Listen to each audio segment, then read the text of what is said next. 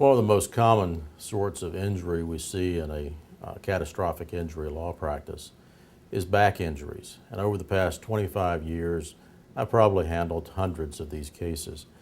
The spine is basically a stack or column of bones called vertebra. And between those are little shock absorbers called disc.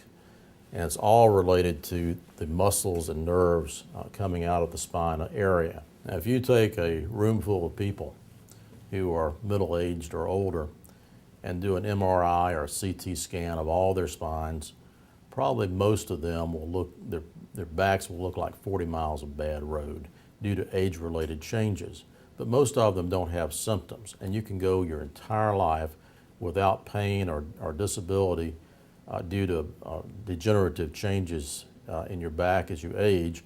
But then something comes along, maybe you get hit by a car or a truck or something else, and it causes the problems that weren't even symptomatic to become painful and disabling. Now, the disc between the vertebrae are compared to jelly donuts. The bread of the donut, so to speak, is a cartilage tissue called the annulus. And like a donut gets a little dry with age, the annulus gets a little dry with age, and it can form cracks. But there may not be any problem. Then you have some injury, some trauma, and the jelly begins to leak out of the middle of the donut. Here you have a model showing a normal disc that is not injured. And here's an example of a disc where there's a herniation, where a crack in the annulus allowed the jelly to begin to leak out and to press on a nerve. And that's where you really get into some serious problems.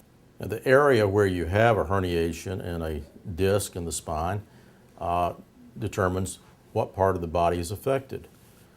This chart shows the nerve distribution pattern. If you have a herniation in the neck, it's going to affect the arm. If it's in the low back, it's going to affect the leg. Now, medicine's made progress in recent years, and some treatments are available now that weren't available a generation ago.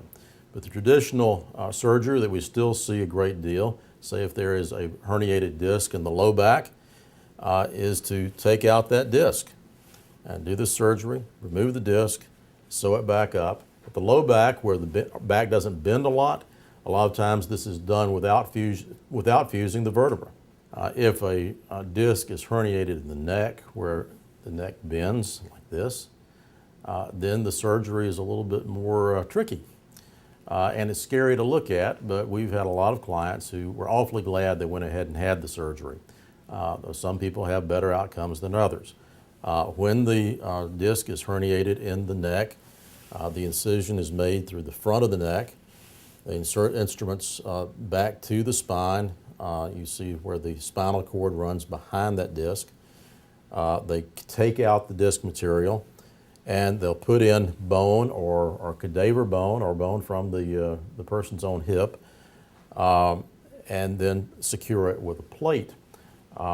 There are some new things being developed and coming into use for more flexible synthetic disc, and we're beginning to see those a little bit.